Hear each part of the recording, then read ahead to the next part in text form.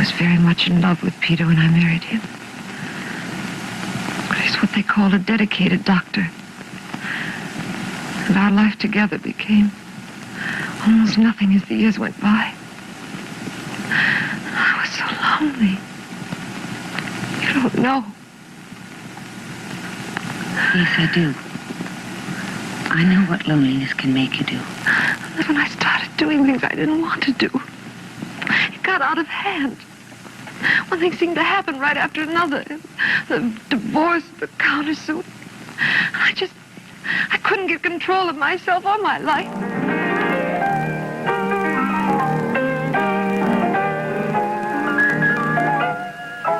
General Hospital.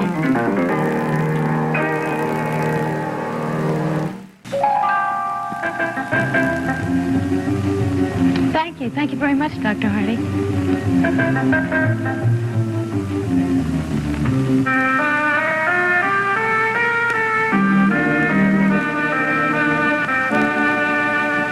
Miss March? Yes, Dr. Lindsay? Is Mrs. Bentley here? Well, she's with a patient right now, Dr. Lindsay. I see. Well, will you tell her that I'd like to see her when she gets a chance? I'll be in my office. Yes, I'll tell her, Dr. Lindsay. 7th floor nurse's station, Miss March speaking. May I help you? Lee Baldwin, Miss March. Oh, hello, Mr. Baldwin. Is Miss Bentley there, Miss March? Well, she's with a patient right now. Shall I tell her you called? Yeah, if you would, please. Oh, and Ms. March, is Dr. Hardy there? I want to talk to him, too. Just a minute, Mr. Baldwin. Thank you.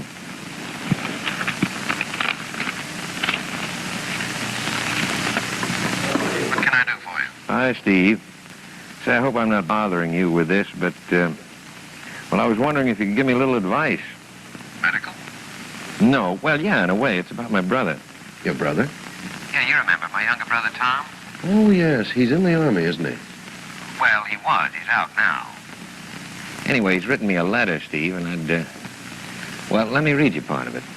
He says, here I am, practically approaching middle age, and for the first time having to figure out how and where I'm going to earn a living. So far, all my life, it's been school, college, med school, internship, residency, 3 years in the Air Force as a doctor. Well, it takes a long time to get started these days. Yeah. He says, now I have to earn a buck, but where and how?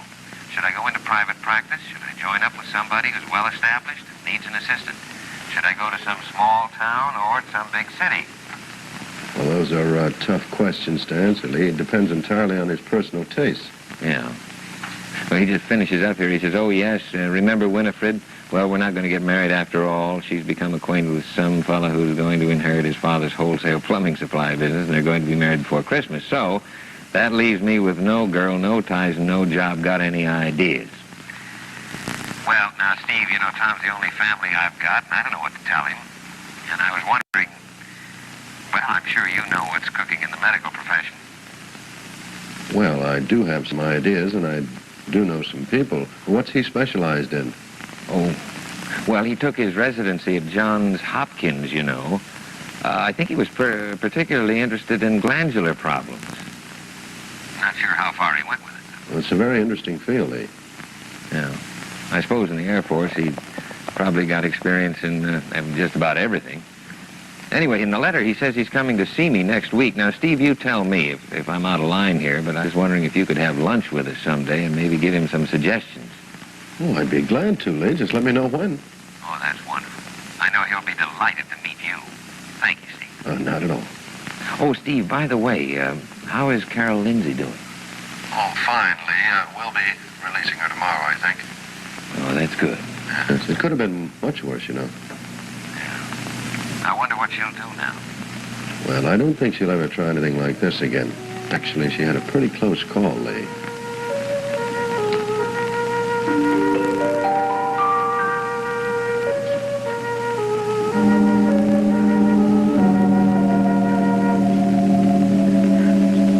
If Peter couldn't forgive me before, he'll never forgive me now. And I can't blame him. He was absolutely right about me. God knows what you've done to yourself. Peter, I only did that to save our marriage. Faith! Carol, you have killed it. But that's the least of what you've done. I just wanted you to know that, Carol.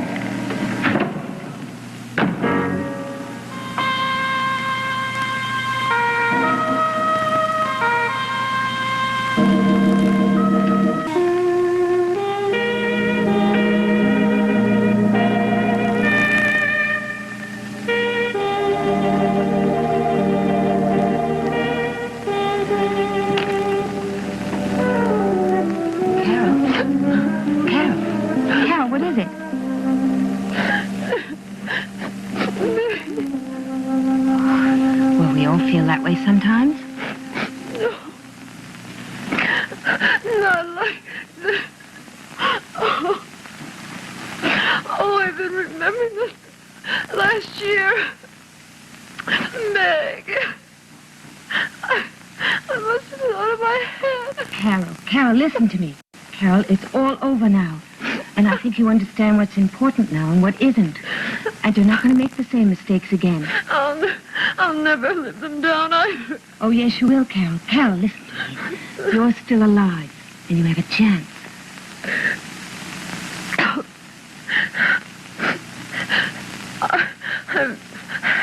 I was very lucky, Meg. To have been saved by my own insane behavior.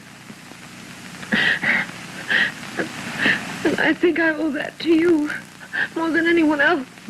No, you don't. It was Peter who rushed over to help you. I have so much to make up, especially to Peter. But I know that I've ruined every possible hope of ever being able to do that. I still have hope that you can. In spite of everything, Carol, I think there's something left between you and Peter. A need for each other. No. Not after that last crazy act. He won't even be able to respect me anymore.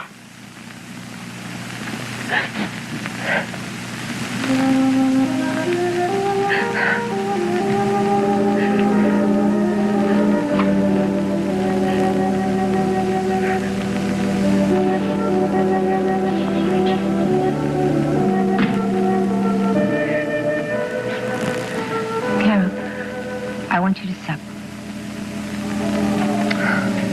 Why? What for? Please, Carol, I want you to try. Come on. Come on, I'll help you.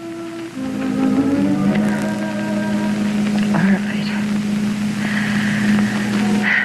I'm not going to slump back into that again. I'm not going to wonder why I'm alive. Good. Come on. Now, you may feel a little bit dizzy at first. There we are. All right. Good. What do you want me to do, Meg? I want you to put this on. Please. Please, Carol, for me. Good. You just swing your legs out this way. There we are. Okay. There we go.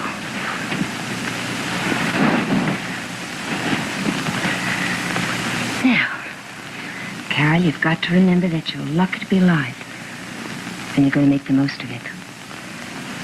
The only way we can make up for our mistakes is to remember them and try to do better. And Carol, it's kind of exciting finding out that you can do better.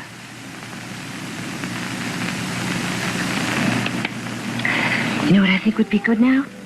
A little lipstick.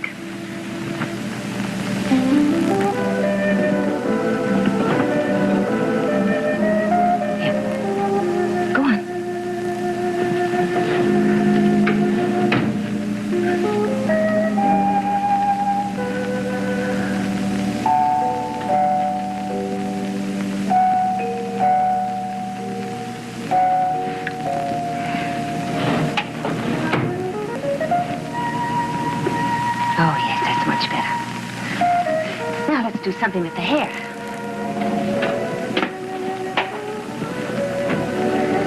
Here, just turn your head over this way.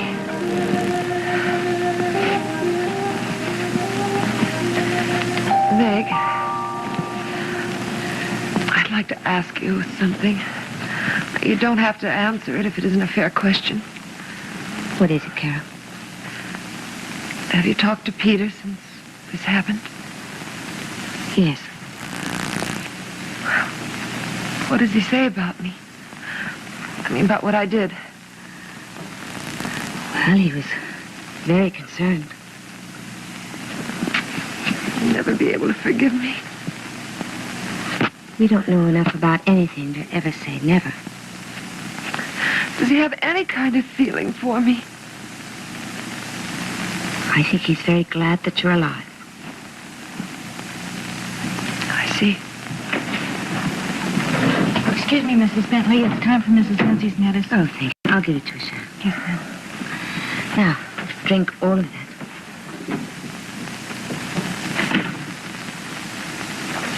Good girl. Now, Carol, we're going for a walk. Walk? Mm-hmm. I think a change of scene will be good for you, and I think you ought to start getting your strength back. Okay? Carol? All right. Good girl. Come on.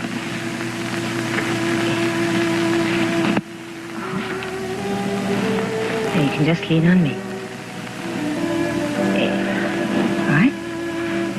Here we go.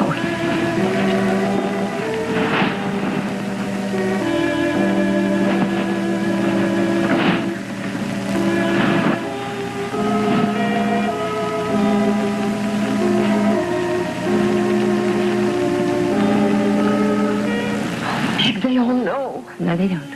He has all the doctors and the nurses do. What difference does it make? You can't hide for the rest of your life. Come on. Come on. Right.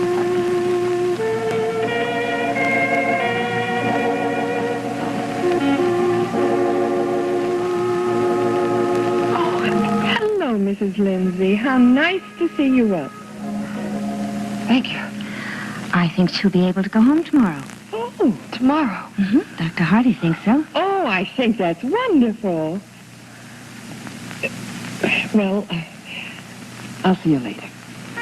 Come on, Carol. Let's walk in more.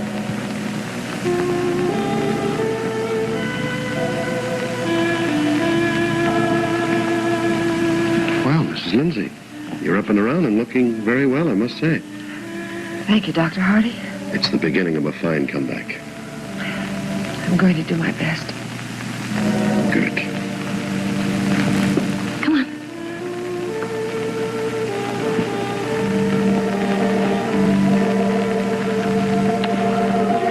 Oh, Carol, do you want to sit down and rest for a moment? I think I'd rather go back to my room. There's too many people walking around. Right, right. We don't have to take on the whole world. First day, do we? Carol, you're doing just wonderfully.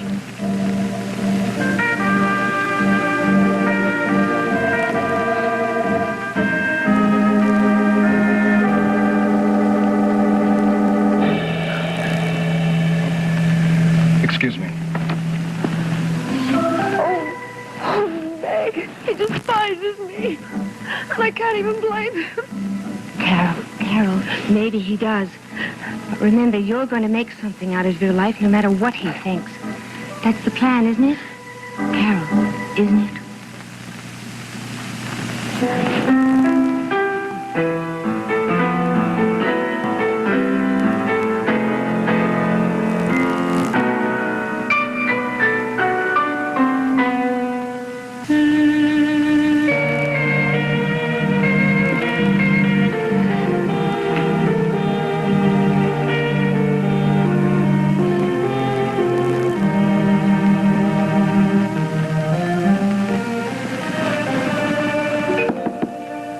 Yes? May I see you for a minute?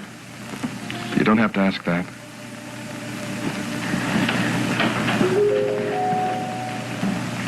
Dr. Hardy thinks Carol can be released tomorrow. I'm not surprised. Peter, you haven't talked to her at all since she's been here. There's no point in talking to her. Peter, she knows what she did was unforgivable. And I'm glad she knows. It's too bad she didn't know sooner. But she changed her mind almost immediately and called for help. And she's been miserable, terribly miserable, ever since. Why are you telling me this? I just thought that if you knew how sorry and ashamed she was, that you could give her some Somewhat. assurance that you could forget it. Maybe even forgive her. I'm certainly trying to forget. And everything else that happened this year. I don't want to spend the rest of my life thinking about it. Peter, haven't you ever done anything that you regret? Are you suggesting that I'm responsible for what she did, tried to do? No. Then why are you asking me if I regret anything I've done? I'm sorry. Maybe I shouldn't.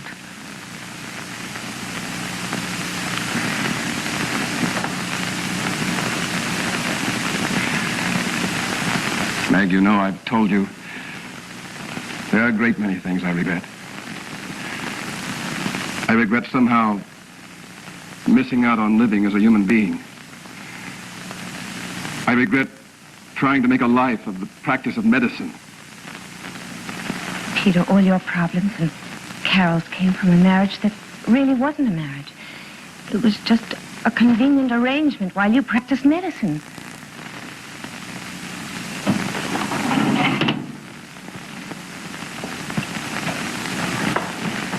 Peter, that's true, isn't it? Yes.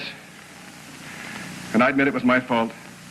But whatever it was, it doesn't justify what she did, Meg. No, it doesn't justify it, but it does explain it. I think it was harder on Carol. At least you had your medicine. All she had was her marriage to you. Meg, there's no point in going back over all of this. Maybe not. I just thought that, well, maybe you could try to understand. Anyway, it's none of my business. Meg? Yes.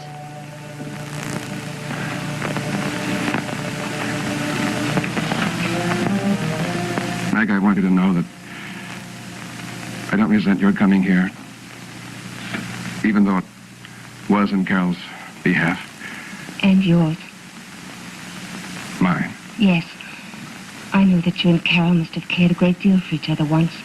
Even recently, you told me how intelligent she is and how decent. Peter, you don't hate Carol, do you? I don't think you do. Well, it's unimportant how I feel. But if she could just know that you don't hate her, she thinks that you do. Well, I can't help what she thinks any more than I can help what she did. But you could tell her that you don't hate her. All right, I'll try to tell her.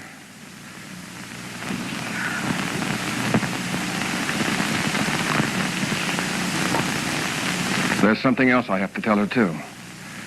Oh? I'm stopping the divorce action. Peter. She can get the divorce at her convenience. There's no longer any rush for me.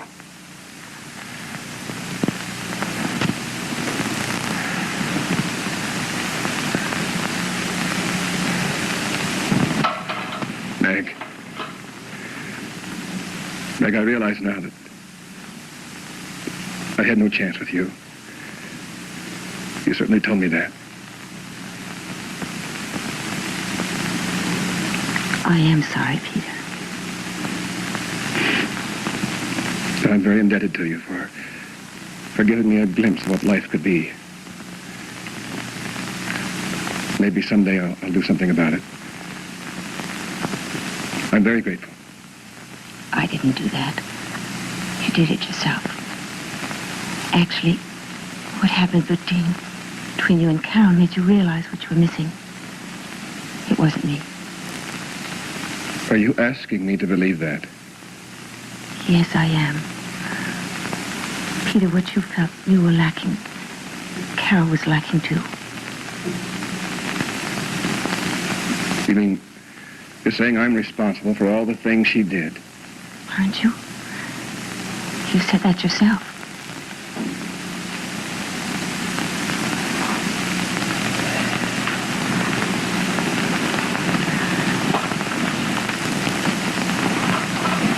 Peter, remember you said yourself that you never gave your marriage a chance?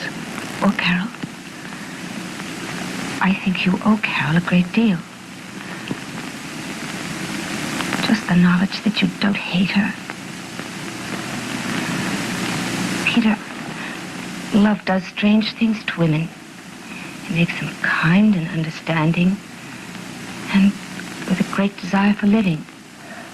But if they lose that love, it can do just the opposite to them.